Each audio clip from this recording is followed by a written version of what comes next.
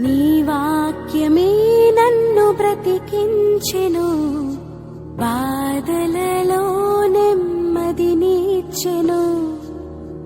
అంటే దేవుడు మానవునికి ఒక కాల పరిమితిని ఏర్పాటు చేసి మనకిచ్చిన కాల పరిమితిలో ఆయన కొంత సమయాన్ని అడిగాడండి. కానీ మనం మనకిచ్చిన కాలం ఆయన ఇచ్చిందని తెలియక ఆయనకి సమయం ఇవ్వలేనంత బిజీ అయిపోతున్నామండి. బిజీ అయిపోవడం వల్ల ఏమైనా ప్రమాదం ఉందండి?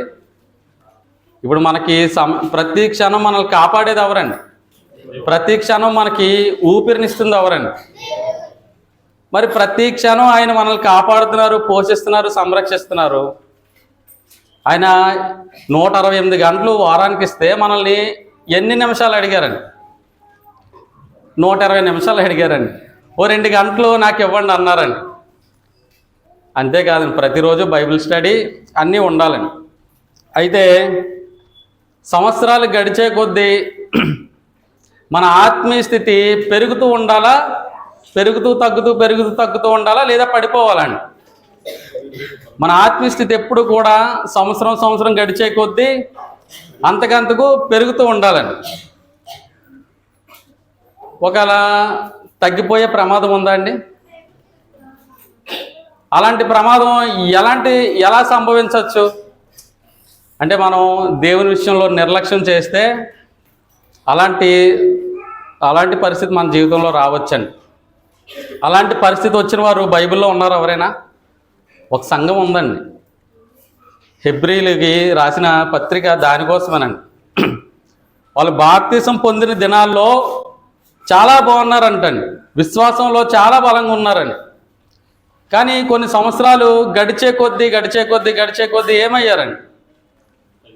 కొంచెం అల్ప విశ్వాసం అయిపోయిందండి. అంటే విశ్వాసాన్ని విడిచిపెట్టి వెనక్కి వెళ్ళిపోదామా అన్నంతగా ఆ స్థాయికి వెళ్ళిపోయారండి. కాబట్టి కొద్దిసేపు ఆ సందర్భాన్ని ఆలోచిద్దామండి. ఆ సందర్భం ద్వారా మనం ఏమైనా నేర్చుకోగలమేమో. మన జీవితంలో ఉన్న అల్ప విశ్వాసం ఎదురవుతుంది కదండి, దానికి ఏమైనా పరిష్కారం దొరుకుతుందేమో కొద్దిసేపు ఆలోచిద్దామండి. హెబ్రీ పత్రిక నుంచి మొదటగా ఒక వచనాన్ని చదువుకుందామండి. హెబ్రీ పత్రిక 5వ అధ్యాయం 11వ వచనం ఒకసారి చదువుకుందామండి. హెబ్రీ పత్రిక 5వ అధ్యాయం 11వ వచనం.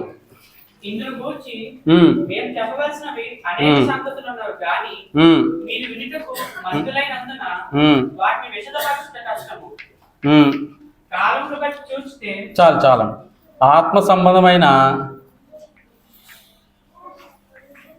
మందత్వంకి పరిష్కారం.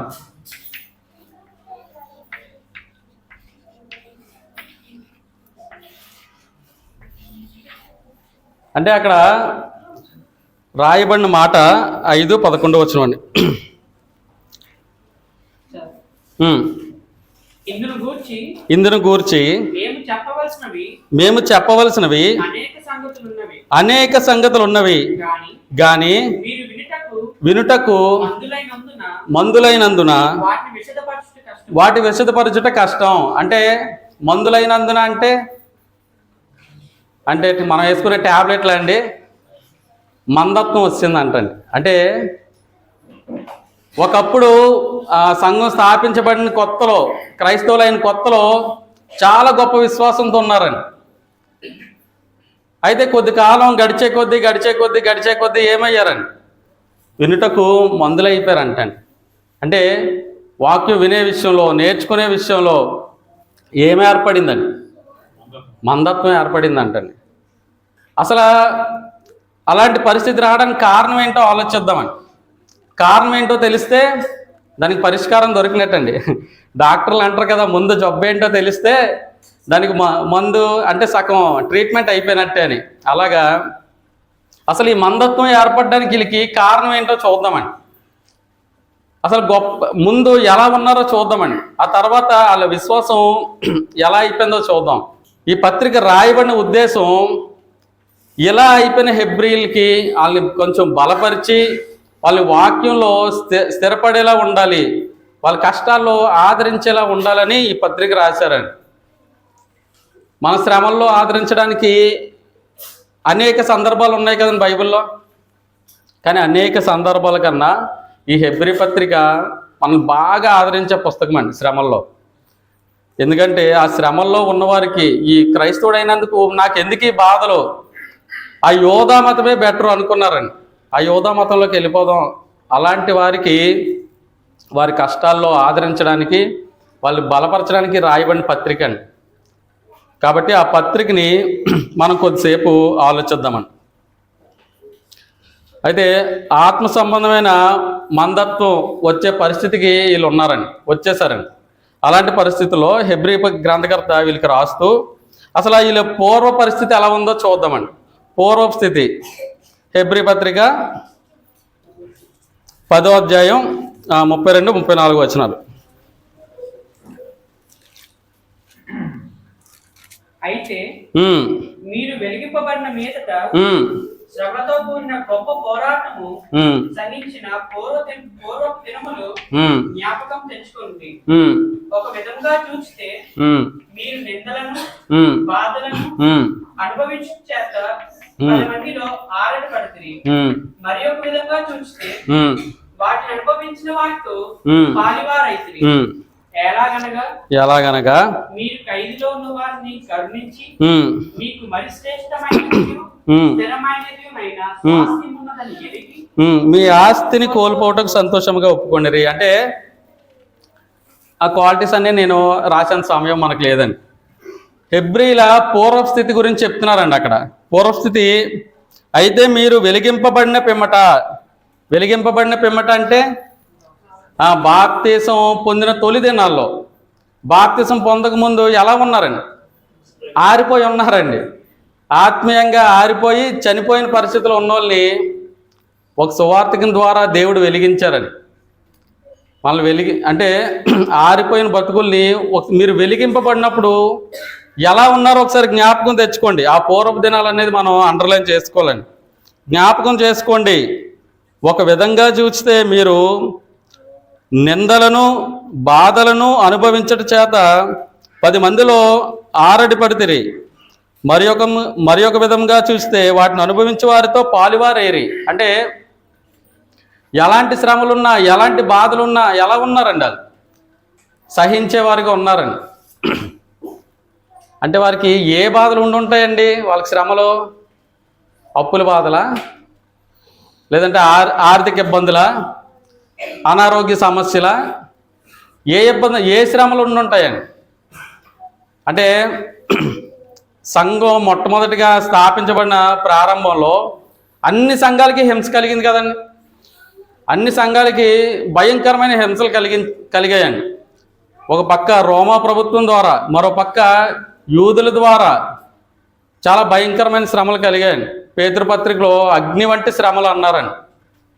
అంటే రోమా ప్రభుత్వం చక్రవర్తి, నీరో చక్రవర్తి కానీ, క్లౌదియా చక్రవర్తి కానీ ప్రతి ఒక్కరు కూడా క్రైస్తవులు హింసించారండి. వాళ్ళకి వచ్చిన శ్రమలు, ఆ శ్రమల్లో ఎలా ఉన్నారంటే, ఆ శ్రమలు మీరు అనుభవించిన ఆ దినాలు జ్ఞాపకం చేసుకోండి. మీరు ఎలా సహించారో జ్ఞాపకం చేసుకోండి. అంటే వాళ్ళకి వచ్చిన శ్రమలు చిన్నవి కాదండి. మనకి ఈరోజు ఎవరైనా అడ్డగిస్తారండి ఆరాధనకు రావడానికి? మనల్ని ఆరాధనకు రావడానికి ఎవరు అడ్డగించడం లేరండి. ఇంకా మన సైడ్ అయితే అస్సలు లేదండి. మనం అదే అటు సైడ్ వెళ్తే, ఒరిస్సా సైడ్ కానీ ఆ పైకి వెళ్తే చాలా భయంకరమైన పరిస్థితులు ఉంటాయండి. అంతకన్నా భయంకరమైన పరిస్థితులు ప్రారంభ దినాల్లో ఉన్నాయండి. అయితే అలాంటి హింస వచ్చిన ప్రతిసారి కూడా సంఘం విస్తరించిందండి. హింస వచ్చిన ప్రతిసారి అయ్యో ఇప్పుడు సువార్తలుగా సువార్త ఇంక బయటికి వెళ్ళదే, సువార్త ఆగిపోద్దేమో అనే పరిస్థితి లేదండి. ఎంత శ్రమ వస్తే అంత విస్తరించిందండి. వాళ్ళకి వచ్చిన శ్రమలు కైసర్ నీ ప్రభువా, యేసు ప్రభు నీ ప్రభువా అన్నారండి. కైసర్ ప్రభు అంటే నీకు బోల్డ్ బెనిఫిట్లు ఉంటాయండి. అది యేసు ప్రభు నీ ప్రభు అంటే పేక మీద కత్తి పెట్టి యేసు ప్రభు నీ ప్రభు అంటే చంపేస్తారండి. వాళ్ళ పిల్లల్ని నించోబెట్టి యేసు ప్రభు నీ ప్రభువా, కైసర్ నీ ప్రభు అన్నారన్న. వాళ్ళు చనిపోయినా సరే మనం మరలా పునరుత్థానంలో కలుసుకుందాంలే అనే ఆ భావంతోనే యేసు ప్రభువే మా ప్రభు అన్నారండి. పెద్ద ఆడిటోరియం లాంటివి ఉంటాయండి. అంటే వీళ్ళు ఏదైనా గేమ్స్ అయితే అన్ని స్నాక్స్, డ్రింక్లు, పాప్కార్న్లు అన్నీ తెచ్చి అక్కడ చూసే పోటీలు కొన్ని ఉంటాయండి. అలాంటి వాటిలో కొందరు క్రైస్తవుల్ని వేసి పులుల్ని, సింహాల్ని వదిలేవారండి. అంటే ఈడేమో అందులో ఉండి ఏం చేస్తారు, అవన్నీ మీద పడుతుంటాయండి. వీళ్ళేమో పోరాడుతుంటారు. అది చూసి ఎంజాయ్ చేసేవారండి రోమీలు. అలాంటి భయంకరమైన శ్రమలు వచ్చాయండి. క్రైస్తవుడికి అంతా మైనం పూసి ఆ స్తంభాలకు కట్టేవారండి. ఆ స్తంభాలకి సాయంత్రం అయ్యేకాలం వెలిగించి అక్కడ ఆ దారిలో పోటీలు పెట్టుకొని వీళ్ళు మాకు కాగడాలు అని వాళ్ళ వెలుతురులో క్రైస్తవుడు కాలిపోతుంటే సజీవంగా వెలుతురులో వీళ్ళు పోటీలు వేసుకుంటేవారండి. ఇంకా దారుణమైన శ్రమలండి. అపోస్తుల్ని చర్మం ఒలిచి చంపేశారండి, రంపాలతో అడ్డంగా కోస్తారండి. అలాంటి ప్రాణత్యాగం వచ్చినా సరే ఆ ఆది సంఘం ఎలా ఉందండి? అయినా సరే విశ్వాసంగా ఉందండి. ఈరోజు మనం నువ్వు క్రైస్తవుడు అంటే నీకు పలానా బెనిఫిట్ రాదంటే పేతురులాగా నేను క్రైస్తవుడు కాదండి, నేను ముందుండే మతమేనండి అని చెప్పేస్తామండి. కానీ పూర్వపు దినాల్లో వీళ్ళ పరిస్థితి ఎలా ఉందంటే అలాంటి శ్రమలు భరించారండి. అలాంటి శ్రమలు భరించిన వారు ఆ శ్రమలన్నీ వస్తున్నా సరే వాళ్ళు సంఘం విస్తరిస్తూనే ఉందండి. ఇప్పుడు ఆత్మీయంగా బాగున్నారా, డల్ అయిపోయారండి? ఆత్మీయంగా విశ్వాసంగా గొప్పగా ఉన్నారా, డల్గా ఉన్నారండి? డల్గా ఉన్నారని చెప్పండి. ఆత్మీయంగా విశ్వాసం చాలా మంచి స్థాయిలో ఉన్నారండి. అలాంటి స్థాయిలో ఉండి వాళ్ళు కూడా అంటే ఎలా కరుణించారంట 34వ వచనం నుంచి చదువుతాను. ఏలయనగా మీరు ఖైదులో ఉన్నవారిని కరుణించి మీకు మరీ శ్రేష్టమైనదియో స్థిరమైనదియో స్వాస్థ్యం ఉన్నదని ఎరిగి మీ ఆస్తి కోల్పోవుటకు సంతోషముగా ఒప్పుకొనిరి. అంటే క్రైస్తవుల్ని బంధించి చెరసాల్లో పెట్టేస్తే వాళ్ళకి పరిచర్య చేయడానికి వీళ్ళు ఆస్తులు అమ్మేసుకున్నారంటండి. వీళ్ళు ఆస్తులు అమ్మేసుకొని మరి వాళ్ళకి పోషించారంటండి మా సహోదరులు అని. ఈరోజు మనం ఎవరైనా జైల్లో ఉన్నని వెళ్ళి చూడాలంటే అవమానం ఫీల్ అవుతామా లేదండి? కానీ అప్పుడున్న సంఘం తమ ఆస్తులను అమ్ముకొని మరి వాళ్ళ మేలు కోసం చూసిందండి. అంటే హెబ్రీల కోసం చెప్తున్న మాట అండి. అక్కడున్న హెబ్రీలు ఎవరంటే అబ్రహాం గురించి హెబ్రీయుడు అని రాయబడిందండి, యోసేపు గురించి హెబ్రీయుడు అని రాయబడిందండి, ఇశ్రాయేల్ గురించి హెబ్రీయుడు అని రాయబడిందండి. అంటే వీళ్ళు యోదయ ప్రాంతంలోనే ఉంటూ హెబ్రీ భాష మాట్లాడేవారండి. వాళ్ళు బాప్తిసం పొందిన తొలి దినాల్లో ఎలా ఉన్నారండి? అంత గొప్ప విశ్వాసంలో ఉన్నవారు తర్వాత ఏమైందో చూద్దామండి. అంటే సుమారు బాప్తిసం పొందిన తొలి దినాలంటే క్రీస్తు శకం 33 నుంచి 43 వరకు అనుకుందామండి. ఆ తర్వాత దినాలు నెక్స్ట్ చదువుదామండి. 35వ వచనం నుంచి. కాబట్టి అక్కడ మీరు ఇప్పుడు అని రాసుకున్నా అంటే ముందు చదివిందంతా పూర్వ దినాలండి. ఇప్పుడు 10వ అధ్యాయమే 35వ వచనం. కాబట్టి మీ ధైర్యమును విడిచిపెట్టకుడి, దానికి ప్రతిఫలముగా గొప్ప బహుమానం కలుగును. అంటే ఎప్పటి స్థితి ఇది? ఎప్పుడండి? ఏడి అంటే ఈ గ్రంథం రాయబడిన కాలం ఎప్పుడంటే 64 నుంచి 67 మధ్య రాయబడిందండి. సుమారు ఒక 30 సంవత్సరాలు అనుకుందాం. అంటే 30 సంవత్సరాల తర్వాత వీళ్ళ విశ్వాసం పెరగాల తగ్గాలండి? 30 సంవత్సరాల నుంచి వాక్యం వింటున్నాం, ఒక 20-25 సంవత్సరాల నుంచి వాక్యం వింటున్నాం, ఎంత విశ్వాసాలు అవ్వాలండి? అయితే అన్ని సంవత్సరాలు వాక్యం విన్న తర్వాత వీళ్ళ పరిస్థితి ఎలా ఉందంట? కాబట్టి మీరు ధైర్యమును విడిచిపెట్టకుడి, దానికి ప్రతిఫలముగా గొప్ప బహుమానము మీకు కలుగును. అంటే ధైర్యాన్ని విడిచిపెట్టొద్దంటే ఇప్పుడు ధైర్యంగా ఉన్నారా, ధైర్యాన్ని విడిచిపెట్టేశారండి? అప్పుడు ఉన్న ధైర్యాన్ని రోమీలు పేక మీద కత్తి పెట్టి కైసర్ నీ ప్రభువా, యేసుప్రభు నీ ప్రభు అన్నా సరే యేసుప్రభే మా ప్రభు, చంపేసుకున్నా పర్లేదు. అలాంటి వాళ్ళు కొద్ది కాలానికి ఏమయ్యారమ్మా? వాళ్ళ ధైర్యాన్ని కోల్పోయారండి. అప్పుడున్న ఆ సహనాన్ని విడిచిపెట్టేశారండి. కాబట్టి అక్కడ చెప్తున్నారు, కాబట్టి మీ ధైర్యాన్ని విడిచిపెట్టకుడి. ఒకవేళ విడిచిపెట్టకపోతే ప్రతిఫలం ఏంటని? గొప్ప బహుమానం మీకు కలుగును అన్నాడని. అంటే ఈరోజు మనకి శ్రమలు వస్తాయి కదండి. వాళ్ళకున్నంత భయంకరమైన శ్రమలు మనకు లేవండి. మనకున్న శ్రమలు అనారోగ్యం, ఆర్థిక ఇబ్బందులు, ఇలాంటి శ్రమలు ఏమి ఉన్నాయండి, ఇతరుల నుంచి శ్రమలని. మరి అలాంటి శ్రమల్లో మనం ఒకవేళ కృంగిపోతే మనకు బహుమానం ఉంటుందండి. అది ఓర్చుకుంటేనే బహుమానం అండి. కాబట్టి మీరు ఒకప్పుడు ఎలా ఉన్నారో ఒకసారి జ్ఞాపకం చేసుకోండి. పూర్వదినాల్లో 25 ఏళ్ళ క్రితం 30 ఏళ్ళ క్రితం మీరు బాప్తిసం పొందిన దినాల్లో ఎంత స్ట్రాంగ్గా ఉన్నారు, ఎన్ని శ్రమలు వచ్చినా బాధలు వచ్చినా ఎంత సహించారు. కాబట్టి ఆ దినాలను ఒకసారి జ్ఞాపకం చేసుకోండి. మీ ధైర్యాన్ని విడిచిపెట్టవద్దు. ఒకవేళ ధైర్యాన్ని విడిచిపెట్టేస్తే బహుమానం పోతుందండి, ఆ పరలోకం స్వాస్థ్యం పోతుందండి. కానీ ఆ అలా ఓర్చుకుంటే సహిస్తే అంతకన్నా గొప్ప బహుమానం ఉందండి. దేవుడిచ్చిన కాలపరిమితి మనకు కొంతకాలమేనండి. ఆ కొంతకాలంలో మనం సహిస్తే శాశ్వత కాలం జీవం ఉందన్నారండి. కాబట్టి ఒకసారి మీరు ఆ బహుమానం పోగొట్టుకోకండి. మీ పూర్వదినాల్ని జ్ఞాపకం చేసుకోండి. అంటే వాళ్ళని ఆదరించడానికి, వాళ్ళని బలపరచడానికి ఇలాంటి మాటలు రాయబడ్డాయండి. ఇప్పుడు క్రైస్తవుడికి శ్రమలు వచ్చినప్పుడు, బాధలు వచ్చినప్పుడు ఏం అవసరం అండి అంటే సహించడం, అందులో ఉండి ఓర్చుకోవడం, ధైర్యం అవసరం అండి.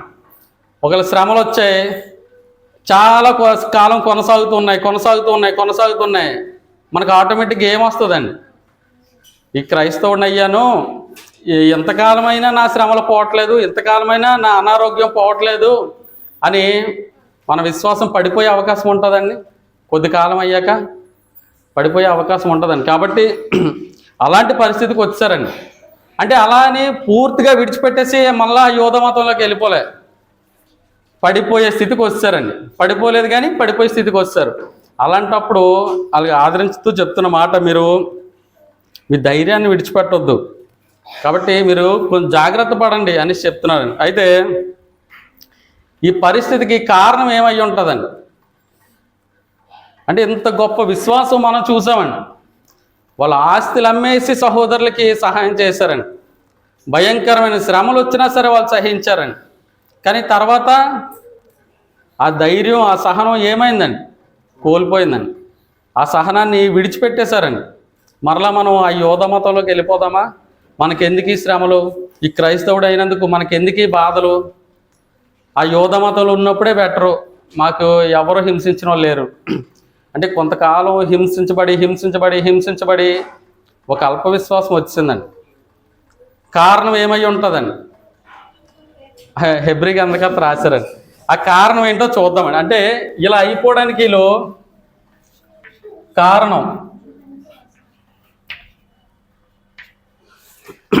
కారణాలు ఏంటో కొద్దిసేపు చూద్దామండి. 6వ అధ్యాయం 1-2 వచనాలు హెబ్రీ పత్రికలోనే. కాబట్టి నిర్జీవ క్రియలను విడిచి మారు మనసు పొందుటయు, దేవుని యందలి విశ్వాసమును, బాప్తిస్మలను గూర్చిన బోధయు, హస్త నిక్షేపమును, మృదుల పునరుద్ధానమును, నిత్యమైన తీర్పును అని పునాది మరలా వేయక, అంటే ప్రాథమికమైన విషయాల్లో వీళ్ళు స్టాండర్డ్గా ఉండలేదండి. అంటే ఇవన్నీ ఎప్పుడు నేర్చుకోవాలండి ఒక మనిషి, అంటే ప్రాథమికమైన పాఠాలు ఎప్పుడు నేర్చుకోవాలండి, అవన్నీ నేర్చుకొని మనం బాప్తిజం పొందాం. కానీ ఇప్పుడు ఏమైపోయారంట, అవన్నీ విషయాలు మరలా మీకు బోధించాల్సి వస్తుంది. అంటే ప్రాథమికమైన విషయాల్లో ఒక స్టాండర్డ్ ఉండకుండా అయిపోయారండి. దీనికి కారణం ఏమై ఉంటుంది? 5వ అధ్యాయం 11వ వచనం. 5వ అధ్యాయం 11. మీరు వినుటకు మందులైనందున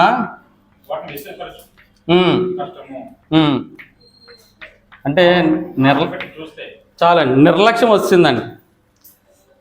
వినటానికి మందులైపోయారంట. అంటే ప్రతి ఆదివారం వెళ్ళాలా చర్చికి, ప్రతి బుధవారం చర్చికి వెళ్ళాలా, ఇంకా ఏమున్నాయండి క్లాసులు, ప్రతి యూత్ క్లాస్కి, ప్రతి ఆదరణ కూడికి, ప్రతి కృతజ్ఞత కూడికి, ఇవన్నీ వెళ్ళాలా, మాకు బోల్డ్ పనులండి, మాకు బోల్డ్ అంత వ్యవహారం అండి అనుకున్నారేమో. వినటానికి మందులైపోయారంటండి. దానివల్ల ప్రమాదం ఏమైందమ్మా? తమ విశ్వాసం అంతా నీరు గారిపోయిందండి. కాబట్టి ఇప్పుడు 20 సంవత్సరాలు 30 సంవత్సరాలు ఆ వ్యక్తి విశ్వాసంగా బ్రతికిన వ్యక్తి ఏమవ్వాలంటండి? మరో బోధకునిగా తయారవ్వాలన్నాడండి. బోధకులుగా ఉండాల్సిన మీరు మూలపాఠాల విషయాల్లో ఇంకా స్టాండర్డ్గా లేరు అన్నాడండి. అంటే వినటానికి మందులు అయిపోయారంటండి. ఇప్పుడు పుట్టిన పిల్లాడికి ఏం అవసరం? పాలు అవసరం. అంటే కొన్ని సంవత్సరాలు పాలు తాగిన తర్వాత పుట్టిన వెంటనే చికెన్ మటన్ పెట్టాం కదా, ఆడికి అరగదు. అంటే బలమైన ఆహారం పుట్టిన వెంటనే పెట్టలేమండి, ముందుగా పాలు తాగిపిస్తారండి. అలా కొంతకాలం ఎదిగిన తర్వాత బలమైన ఆహారం పెట్టాలండి. అలాగే ఇప్పుడు కొన్ని సంవత్సరాల క్రితం వాక్యం నేర్చుకునే విషయంలో కొంచెం నేర్చుకున్న కొన్ని సంవత్సరాలకి ఒక బలమైన ఆహారం తినేవారిలాగా, ఇతరులకి బోధించేవారిలాగా మారాలన్నారండి. కానీ వీళ్ళు ఏం చేశారు? వినే విషయంలో నిర్లక్ష్యం ఏర్పడిందంటండి. అంటే దేవునికి సమయం ఇవ్వలేనంత బిజీ అయిపోయారేమోనండి. ప్రతి ఆదివారం వెళ్ళాలా, ప్రతి ప్రార్థనకి వెళ్ళాలా అని మాకు బోల్డ్ పనులు ఉన్నాయి కదా అనుకున్నారేమోనండి. ఇప్పుడు మన జీవితంలో కొన్నిసార్లు ఆరాధన మానేసి డ్యూటీకి వెళ్ళే పరిస్థితి వస్తాయండి. అంటే మనకున్న ఆర్థిక పరిస్థితి బట్టి పర్లేదండి. అంటే మనం ఆరాధన ఈ కారణాన్ని బట్టి మానేయొచ్చు అనే కారణం ఏముందండి? పలానా కారణం బట్టి ఆరాధన మానేసినా పర్లేదు అనుకునే కారణం ఏమైనా ఉందండి? ఒక కారణం ఉందండి. మనం లెగలేని పరిస్థితుల్లో ఉండి అనారోగ్యంతో ఉంటే తప్ప మనం అలాంటి సమయంలో రాలేమండి. దాన్ని దేవునికి చెప్పుకోవచ్చండి. కానీ మన సంపాదన కోసం, మన జీవన బ్రతుకు గడవడం కోసం దేవునికి సమయాన్ని ఇవ్వకుండా విడిచిపెట్టేసి వెళ్ళిపోతే, అలాంటి వారి కోసమే నిర్గమకాండం 16 నుంచి 20 వరకు మాట ఉంటుందండి. అదొకసారి చదువుకుందాం. అంటే ఇశ్రాయేల్కి మన్నా కురిసేది కదండి ఎప్పుడు, అదొకసారి చూద్దామండి ఆ సందర్భాన్ని. నిర్గమకాండం 16వ అధ్యాయం 16వ వచనం చదువుతున్నాను. ఇది తినుటకు యెహోవా మీకిచ్చిన ఆహారం. యెహోవా ఆజ్ఞాపించినదేమనగా ప్రతి వాడును తన వారి భోజనమునకు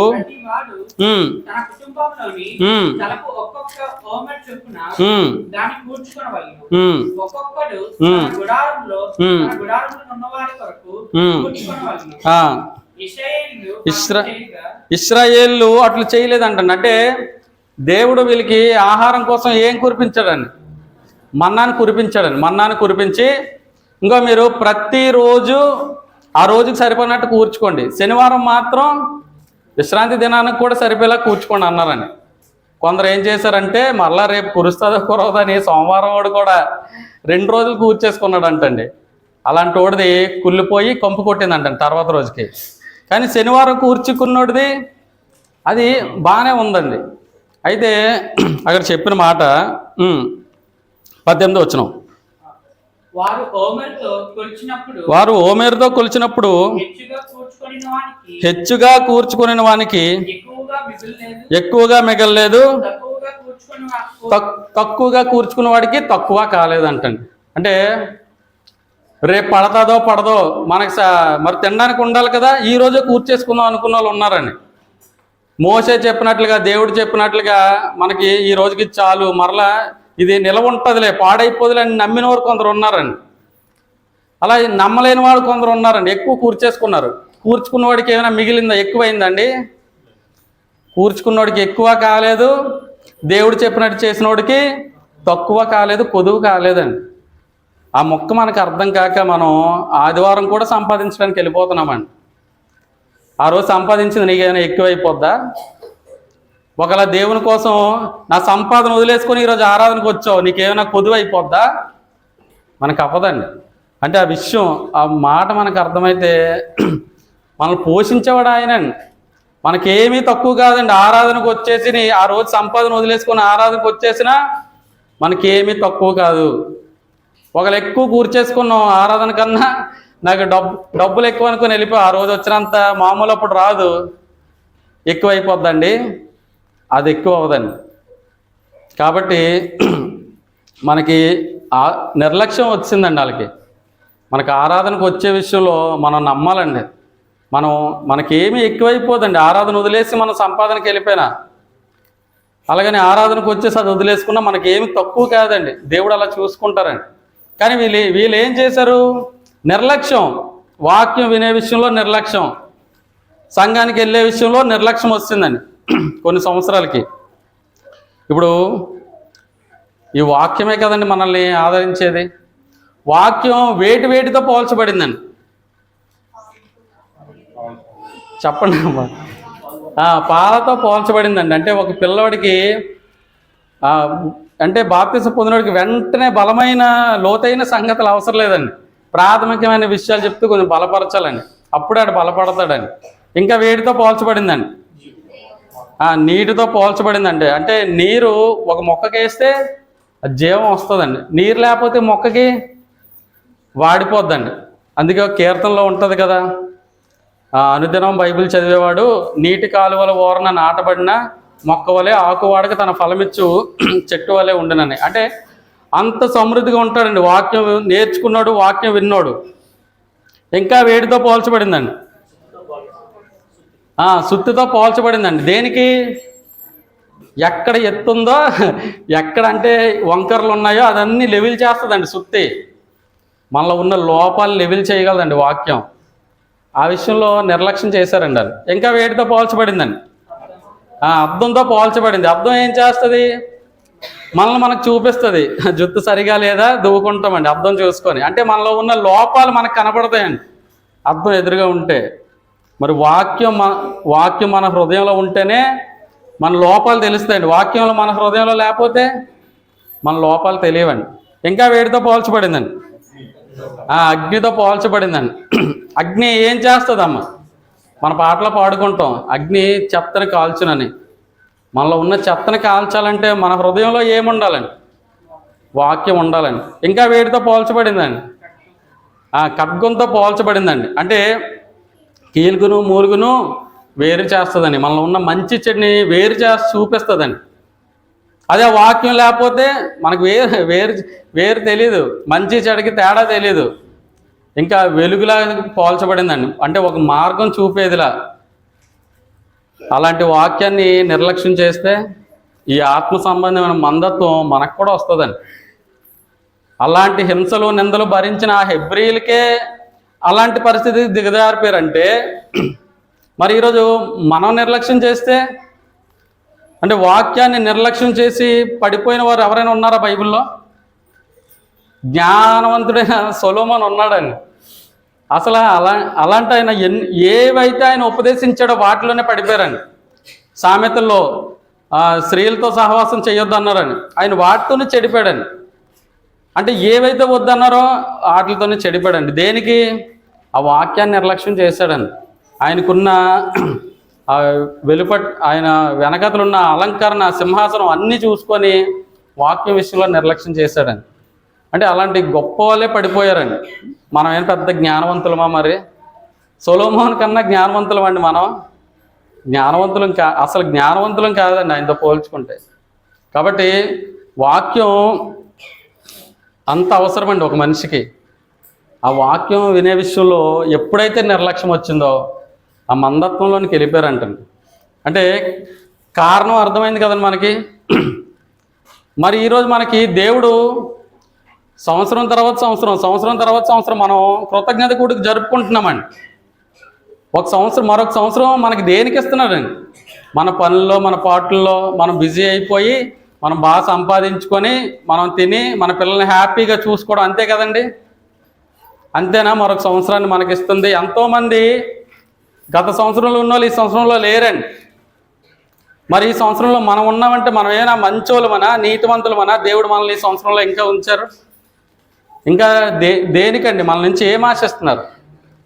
ఇంకా మనం సంవత్సరం అభివృద్ధి చెందాలని, మన విశ్వాసంలో ఎదగాలని దేవుడు కోరుకుంటున్నారండి. హెబ్రీలు కూడా దేవుడు ఎదగాలని కోరుకున్నాడని. కానీ వాళ్ళ పరిస్థితి ఏమైందమ్మ? ఆత్మీయంగా మందులు అయిపోయారంటండి. మీకు చెప్పాల్సిన అనేక సంగతులు ఉన్నాయి, కానీ మీరు వినడానికి ఏం లేదంటండి. వాళ్ళకి వినడానికి ఆసక్తి లేదు కాబట్టి నేను చెప్పట్లేదు అన్నాడని హెబ్రీ గ్రంథకర్త. అంటే అంత నిర్లక్ష్యం వచ్చిందని వాక్యం వినే విషయంలో.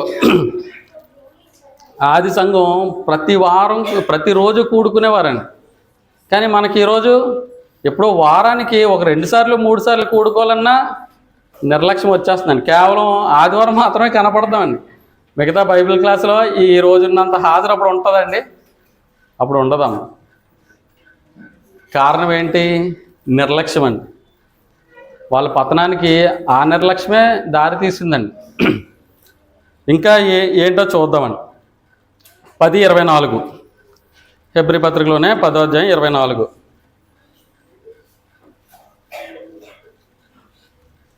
10వ అధ్యాయం 24 వచ్చింది. కొందరు మానుకొనుచున్నట్లుగా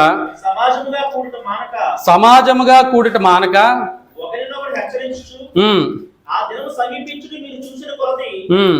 మరి ఎక్కువగా అలాగు చేయించు ప్రేమ చూపుటకును సత్కార్యం చేయుటకును ఒకరినొకరు పురుకొల్పుకోవాలని ఆలోచిస్తాము. చాలండి. అంటే వీళ్ళు చేస్తున్న మరొక తప్పు ఏంటండి? సంఘంగా కూడుకోవడం మానేశారంటండి. అక్కడ సంఘంగా కూడుకున్నట్టే మానొద్దు అన్నారండి. అంటే అక్కడ వాక్యం విషయంలో నిర్లక్ష్యం, మరొకటి కూడుకునే విషయంలోన నిర్లక్ష్యం వస్తుందండి. కాబట్టి వీళ్ళు ఆత్మీయంగా గొప్పగా ఉన్న స్థాయి అంతా ఏమైందండి? ఆఖరికి క్రిస్టియానిటీని వదిలేద్దాం అన్నంత స్థాయికి వచ్చారండి. ఈరోజు మనమైన శ్రమలు అలాగా వస్తూనే ఉన్నాయనుకోండి, మన జీవితంలో వెళ్ళట్లేదు అనుకోండి, ఎవరో వచ్చి ఇగో ఈ పోము కట్టుకోండి అంటే కట్టేసుకుంటామేమో కొన్ని సంవత్సరాలు అయితే. దేనికంటే ఆ ఆత్మ సంబంధమైన మందత్వం మనలో ఉందేమో చూసుకోండి. ఒక్క విషయమే కాదండి, మనలో చాలా నిర్లక్ష్యాలు ఉండొచ్చండి.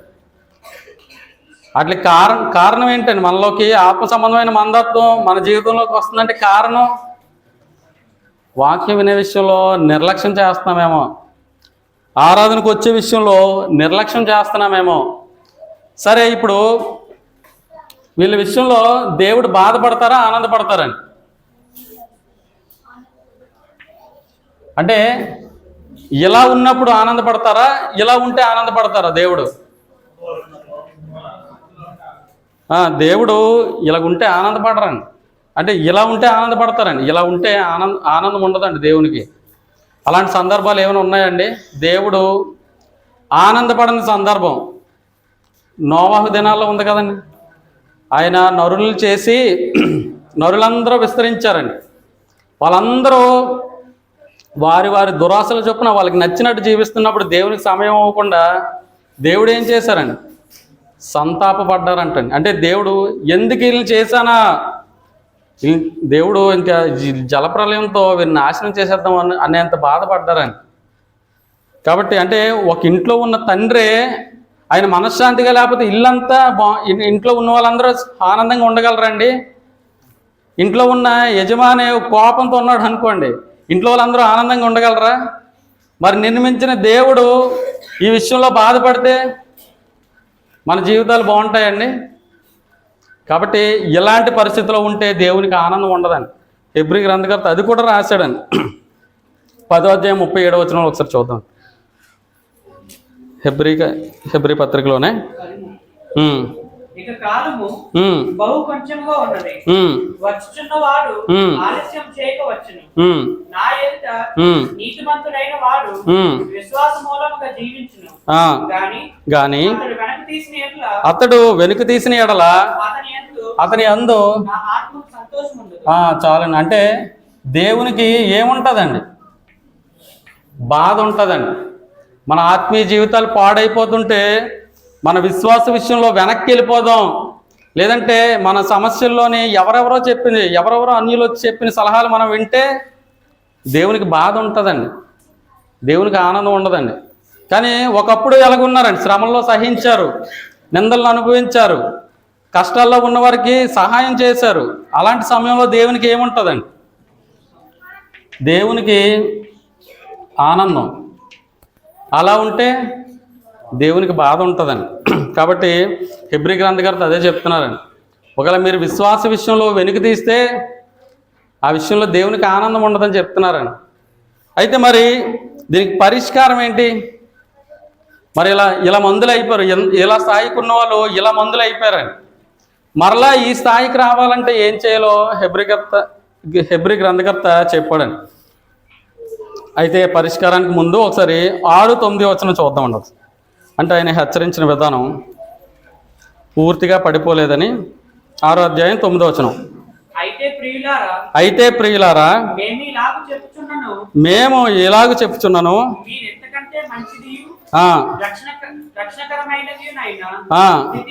రక్షణకరమైన స్థితిలోనే ఉన్నారని నేను ఎరుగుదును. అంటే మొత్తం విడిచిపెట్టేలేదండి. ఈ క్రైస్తవం మాకొద్దు అనేసి ఆ విశ్వాసంగా పడిపోలేదండి. కొంచెం రక్షణకరమైన విషయంలోనే ఉన్నారు, కానీ వదిలేస్తే ఏమవుతారండి?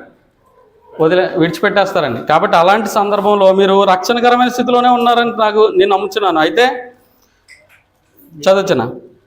మీరు చేసిన కార్యమును మీరు పరిశుద్ధులకు ఉపచారం చేసి ఇంకను ఉపచారం చేయుచుండు చేత తన నామమును బట్టి చూపిన ప్రేమను మరచుటకు దేవుడు అన్యాయస్తుడు కాదు. అంటే వీళ్ళు ఏ స్థాయికి వచ్చేసారంటే, ఇప్పుడు మనం ఇంకొకరికి సహాయం చేస్తే మనకేం తక్కువైపోద్దేమో, మరి మనకున్నదంతా వేరే సహాయం చేసేస్తే మనకెక్కడిది, మనం ఎలా బ్రతుకుతాం అనే స్థాయికి వచ్చేసారంటారండి. అందుకే హెబ్రీ గ్రంథకర్త చెప్తున్నాడు, మీరు ఇతరులకు సహాయం చేస్తే దేవుడు మీకు ఇవ్వనంత అన్యాయస్తుడు కాదు. అంటే ముందు ఎలా ఉన్నారండి? పూర్వంలో ఎలా ఉన్నారు? వీళ్ళు ఇచ్చే విషయంలో తమ ఆస్తులు నమ్మి మరి ఇచ్చారండి. కానీ ఇక్కడికి వచ్చేసరికి మనం ఇతరులకి ఇస్తే మనకి ఏమైనా తక్కువైపోద్దేమో, మరి మనం ఎలా బ్రతుకుతాం అనే స్థాయికి వచ్చేసారండి. కారణం వాక్యం విషయంలో నిర్లక్ష్యం అండి. అంటే అంత స్థాయికి దిగజారిపోయారండి. దేవుని బాధపరిచే స్థాయికి వచ్చేసారండి. అలాంటి స్థాయికి వచ్చిన తర్వాత మీకేమీ దేవుడు ఇవ్వడని మీరు అనుకోవద్దు. మరలా మీకు దేవుడు ఇస్తాడు. దేవుడు ఏమీ అన్యాయస్తుడు కాదు. పూర్వం ఎలా ఉన్నారో మీరు అలా ఉండండి అని చెప్పారండి. ఈరోజు మనం సహాయం చేస్తే అండి దేవుడు మనకిస్తాడా లేదండి? ఈరోజు మనం ఖర్చు పెట్టే డబ్బులు మనకంటూ ఖర్చు పెట్టేసుకుంటే ఇక్కడే ఖర్చు అయిపోతాయండి. కానీ మనం ఇతరులకి ఇస్తే అది పరలోకంలో డిపాజిట్ చేయబడుతుందండి. అందుకే ఇక్కడున్న వాటిని కాకుండా పైనున్న వాటిని వెదకుడి అన్నాడండి. మనం ఇక్కడ చేసే ఆ సహాయం పరలోకంలో ఉంటుందండి. అదేమీ వృధాగా పోదమ్మా. దానికి ప్రతిఫలంగా దేవుడు మనకిస్తారు, పరలోకంలోనే మనకి ఆస్తి ఉంటుందండి. కాబట్టి 11వ వచనం, మీరు మందులు కాక విశ్వాసము చేతను ఓర్పు చేతను వాగ్దానములను స్వతంత్రించుకుని వారిని పోలి నడుచుకున్నట్లుగా మీలో ప్రతివాడును మీరు నిరీక్షణ పరిపూర్ణమగు నిమిత్తము మీరు ఇదివరకు కనపరిచిన ఆసక్తిని తుదమట్టుకు కనపరచవలనని అపేక్షించుచున్నాను. అంటే మొత్తానికి ఏం చెప్పాడండి? ముందు మీరు ఇదివరకు పూర్వం ఎలాంటి ఆసక్తి కనపరిచారు, పూర్వం ఎలాంటి విశ్వాసాన్ని చూపించారు, అలాంటి విశ్వాసం మరలా మీరు చూపించాలని నేను కోరుకుంటున్నాను. మరలా ఆ స్థాయికి మీరు రావాలని నేను కోరుకుంటున్నాను అన్నాడండి హెబ్రీ గ్రంథకర్త. అంటే హెబ్రీ గ్రంథకర్త బాధ ఏంటంటే, మీరు ఒకప్పుడు ఎంత గొప్పగా ఉన్నారు, ఇలాంటి గొప్ప క్రియలు చేశారు, ఎంత బలమైన విశ్వాసంతో ఉన్నవాళ్ళు కొన్ని సంవత్సరాలు గడిచాక ఎంత బలహీనం అయిపోతున్నారు. అంటే దేవునికి దూరం అయిపోయే స్థితికి వచ్చేసారు. కాబట్టి మీరు మరలా ఆ పాత స్థితికి రండి, మరలా గొప్ప విశ్వాస స్థాయికి రండి అని హెబ్రీ గ్రంథకర్త చెప్తున్నాడండి. అయితే ఇప్పుడు పరిష్కారం ఏంటండి? మనకి ఇంకా ఒక 10 నిమిషాలు ఉందనుకున్నా, 10 నిమిషాలు పావుగంటలో ముగించేస్తాను. పరిష్కారం ఏంటో చూద్దామండి. దీనికి పరిష్కారం అంటే ఆత్మ సంబంధమైన జీవితానికి పరిష్కారం ఏంటో చూద్దామండి. హెబ్రీ గ్రంథకర్త చెప్పాడండి పరిష్కారం ఏమైనా, అక్కడతో చెప్పేసి వదిలేశాడా? మీరు ఎలా అంత గొప్పగా ఉన్నారు, మీరు ఎలా పడిపోయారు, మీరు నిలబడండిరా బాబు అని వదిలేశాడా? వదిలేదండి. ఆ పరిష్కారం చెప్పి అవును బతికితే ఇలా బతకాలి అనుకున్నట్లుగా రాశాడండి ఆ పత్రికని. కాబట్టి ఆ పరిష్కారం ఏంటో చూద్దాం. 10వ అధ్యాయం 39వ వచనంలో మొదటగా ఒక మాట చూద్దాం. 10వ అధ్యాయం 39వ వచనం. అయితే మనము నశించుటకు వెనుతీయవారం కాదు కానీ ఆత్మను రక్షించుకుంటకు విశ్వాసము కలిగిన వారమై ఉన్నాము. అంటే ఈ సందర్భంలో రాశాడండి, మనం వెనుతీస్తే బహుమానం మనకు ఉండదు. కాబట్టి మనం వెనుతీరిగి నశించిపోకుండా మనం ముందుకెళ్ళేవారుగానే ఉన్నాం. కాబట్టి దానికి ఏం కావాలంట? విశ్వాసం కలిగిన వారమై ఉన్నాము. విశ్వాసం అంటే, విశ్వాసం అన్నది నిరీక్షింపబడి వాటి యొక్క నిజస్వరూపమును అదృశ్యమైనవి ఉన్నాయంటే రుజువునై ఉన్నది. ఈ సందర్భంలో రాయబడిందండి ఆ వచనం. మీకు విశ్వాసం అంటే కనపడని ఆ స్వాస్థ్యం, ఆ బహుమానం ఉంది. మీరు ఈ శ్రమల్ని ఆలోచించి, ఈ కొద్ది కాలం శ్రమను ఆలోచించి ఆ బహుమానాన్ని పోగొట్టుకోవద్దు. గొప్ప విశ్వాసం ఉంటేనే ఆ బహుమానాన్ని మనం సంపాదించుకోగలమని చెప్పాడండి. అయితే అది చెప్తూ ఆయన చెప్పిన సందర్భం అక్కడ 11వ అధ్యాయం అంతా పరిష్కారమేనండి. పరిష్కారం 11వ అధ్యాయం అంటే ఎలా? 11వ అధ్యాయంలో ఏముంటుందండి? విశ్వాస వీరుల జాబితా ఉంటుందండి. విశ్వాస వీరులు ఎవరైతే ఉన్నారో వాళ్ళందరి లిస్ట్ ఉంటుందండి. అక్కడ ఎక్కడి నుంచి మొదలైందండి? 4వ వచనంలో హేబేల్ నుంచి మొదలైందండి. హేబేల్ నుంచి హానోకు, నోవాహు, అబ్రహాము, ఇస్సాకు, యాకోబు, సారా, యోసేపు, మోషే, ఇశ్రాయేలు, రాహాబు, సంసోను, యెఫ్తా, దావీదు, సమూయేలు, గిద్యోను, బారాకు, ఇంకా ఎంతమంది అని చెప్పను, అనేక మంది ఉన్నారు అని చెప్పారండి. అంటే వీళ్ళందరూ కూడా తమ దేహాన్ని ప్రేమించుకున్న వాళ్ళు కాదు, తమ జీవితాన్ని ప్రేమించుకున్న వాళ్ళు కాదు, దేవుని కోసం అనేక శ్రమలను అనుభవించారు. ఆ కొండల్లోని లోయల్లో ఎక్కడెక్కడో తిరుగుతూ తమ ప్రాణాలు కాపాడుకుంటూ తమ విశ్వాసాన్ని కాపాడుకున్న వాళ్ళు ఉన్నారు. దేవుని కోసం ప్రాణాలు ఇచ్చేసిన వాళ్ళు ఉన్నారు. కాబట్టి ఏం తెలియజేస్తున్నారండి? వాళ్ళందరూ విశ్వాసంతో ఎలా బ్రతికారో ఒకసారి చూడండి. అబ్రహాం ఎలా బ్రతికాడో చూడండి. ఓ ఇస్సాకు, ఓ యోసేపు, మోషే, వాళ్ళందరూ ఎలా విశ్వాసాన్ని కాపాడుకున్నారు. కాబట్టి మీరు విశ్వాసంలో ఏమవుతున్నారు? బలహీనం అయిపోతున్నారు. కాబట్టి ఒక్కసారి వాళ్ళు అన్నీ చూడండి అని వాళ్ళ ఇష్టంతా రాశాడండి. అదంతా చదివాక ఏమనుకుంటారండి? వాళ్ళ ఇష్టంతా చదివాక ఏమనుకుంటారమ్మా?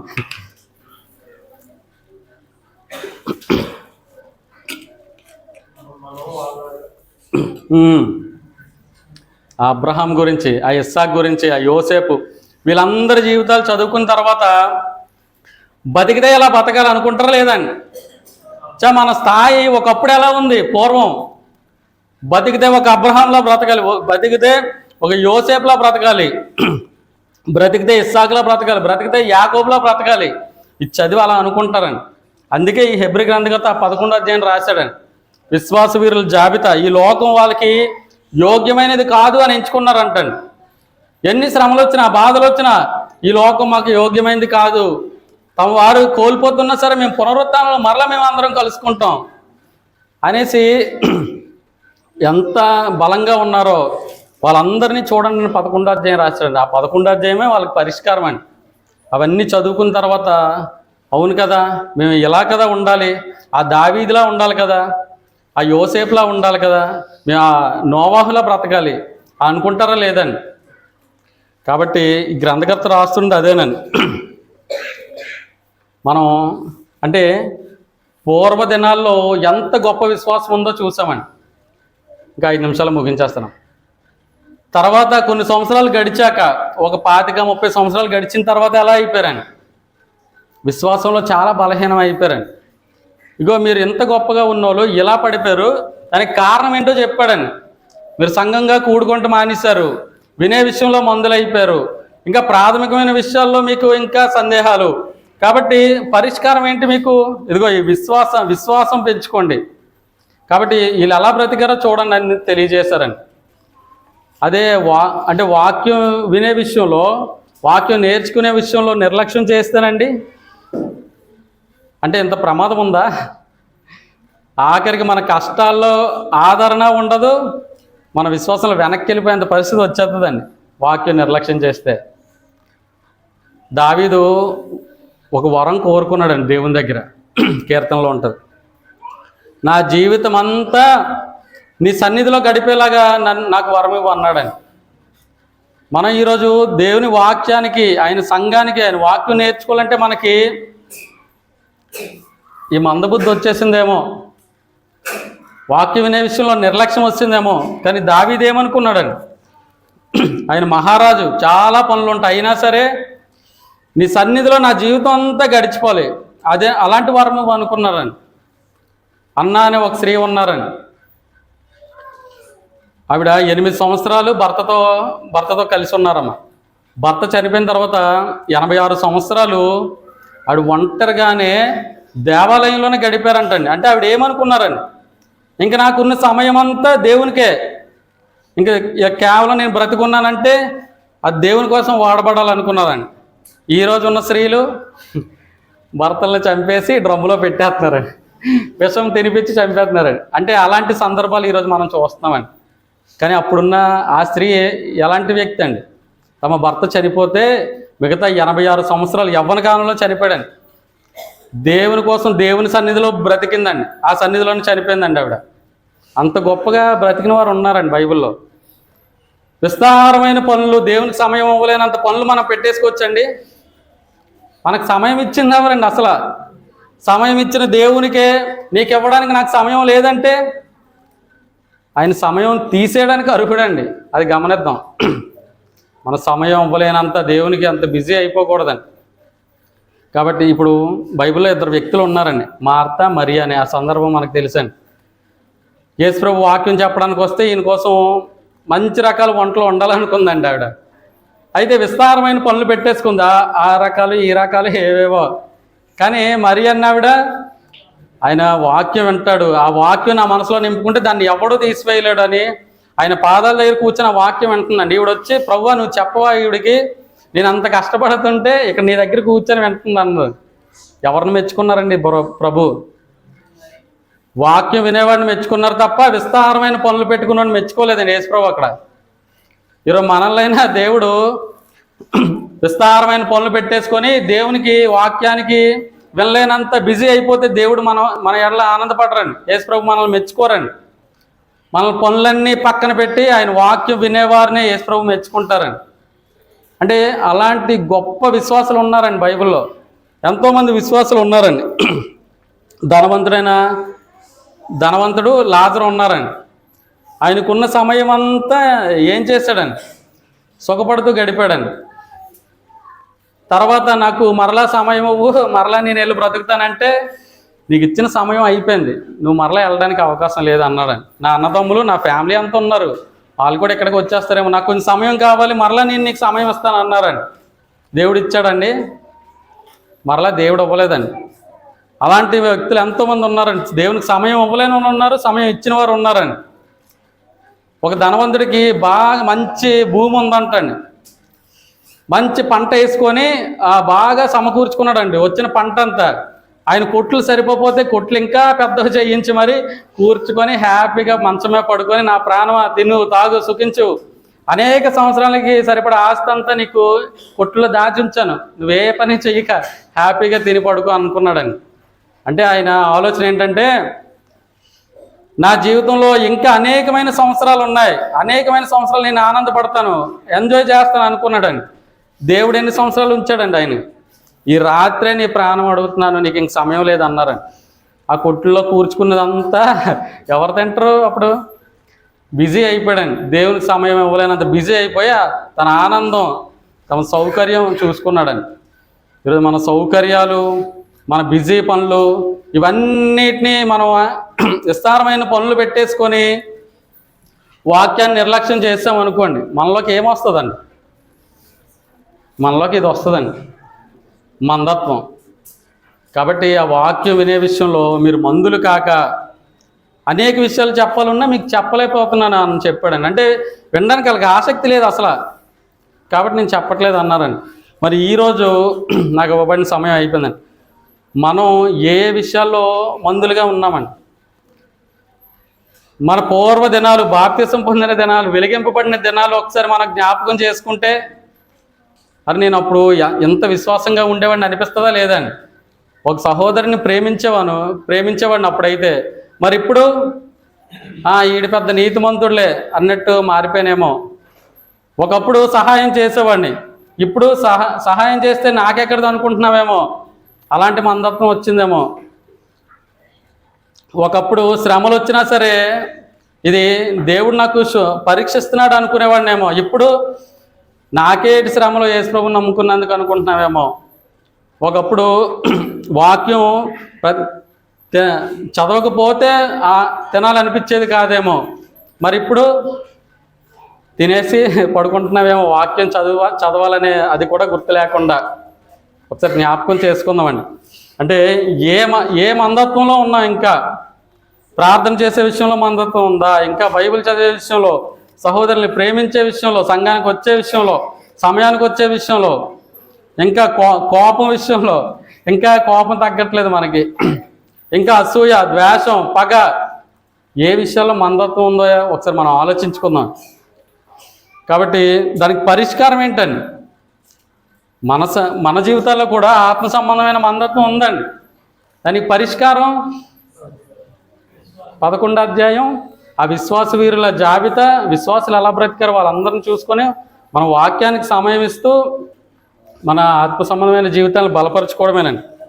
ఒకవేళ దేవునికి సమయం ఇవ్వలేనంత బిజీ అయిపోతే మనం కూడా ఈలాగా పడిపోయే స్థాయికి వెళ్ళిపోతామండి. కాబట్టి దేవుడు ఇంకా మనకి మరొక సంవత్సరం మనకి ఇచ్చారంటే మరలా మన పనులు మనం చూసుకుంటామనండి. ఈ సంవత్సరమైనా దేవునికి సమయం ఇస్తామని ఎదురు చూస్తున్నారేమో, అందుకే నీకు మరొక సంవత్సరాన్ని దేవుడు అందించాడేమో. మనం సంవత్సరం అంతా కాపాడాడు దేవుడు, థ్యాంక్స్ తండ్రి అని చెప్పేస్తామండి.